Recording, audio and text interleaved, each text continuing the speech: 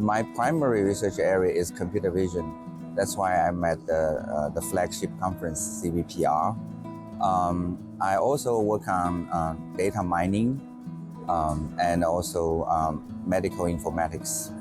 I think it's vital for researcher, even in the industry, to keep publishing. So that way you are aware of all the cutting edge technology development, and you are also part of creating the cutting edge. So that's very important. And then at the same time, obviously, the expectation for an industry researcher is to contribute to the company product line, so on and so forth. I think a good balance would be 50-50. So 50% on research, 50% on product development. But I think that's very hard to do these days. It's still important for an industry researcher to maintain the balance. Because if they spend all the time working on products, they lose some edge, okay, which will eventually affect their performance in product development. But I understand, companies do not want their researcher to spend too much time on research today. But I think they should realize the value of research because doing research will keep their researchers current and sharp. But I think it's important for industry leaders to understand that for any researcher, they should have some kind of a balance and mix of research and advanced development. The trend now is for people to move from academia to industry. It's very unlikely for someone to go from industry to academia, especially today, because I think most of the time in a company, your mindset changes over time. So it's very difficult to go this way. It's easier to go from academia to industry. If you are interested, I can elaborate a little bit on that. So I think the key is to understand companies need to make money, right? So they cannot, if someone moves from academia to industry, this person cannot expect to be doing just blue sky research. That won't happen. So I think they need to understand you get paid high salary, you need to contribute to the company's bottom line. So I think that's the first sort of important aspect of moving from academia to industry. And then another thing I would point out is in industry, it's actually more important to understand team dynamics. So in academia, you either work alone or you work with your students, or students working with their advisors. But in a company, usually you work on a bigger project and then with a lot of peers.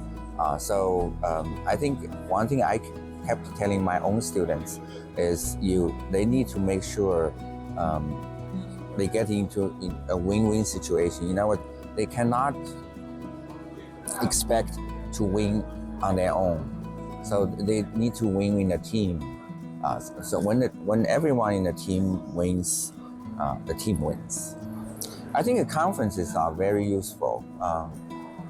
Here you meet people you may already know, or you may meet people you don't know yet, right? So I think through conversations or through even discussing on certain papers or looking at the exhibitions, I think I find that's very helpful for for people to come up with ideas that they would not otherwise have on their own. So I think conferences are good. Other than that, I think interaction is the key. I think this year is the largest CVPR ever, with over 12,000 people registered.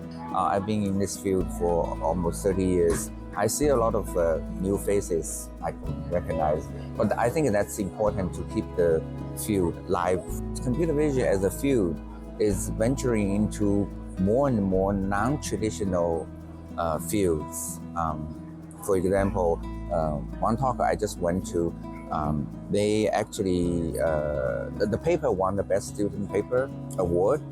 So they actually built a so-called Tree of Life, but it's a visual representation. So you look at the life from kingdom all the way down to family and species. So at each level, they actually collected images to represent, animals, plants, and fungus or whatever. And then, because in biology there's this natural hierarchy, so with the large language model, it's actually easy to sort out. Like for any image of an animal, you can sort out all the levels that this animal is associated with. So that would be an example of something that computer vision people didn't look into in the past. So computer vision as a field, I think with the advances in large language model, at least for me or for a lot of people, we are not pure computer vision researchers anymore. So we certainly look at the language aspects. We refer to this as multimodal large language model. So language is only a sort of an intermediate representation that can link to images, videos, and other visual contents. That'll be another takeaway I get from this conference. Yeah, keep an open mind. Some students and younger people, they tend to get too hung up on the hottest thing in the field, right? So you look at so right now AI generated content is hot. Like half of my own PhD students work in that area. But for the newer student, they still want to work on that. I try to persuade them to say, you as a student, your primary objective is to get to be trained to be an independent researcher. The exact things you work on doesn't really matter, because you learn. It's like fishing, right?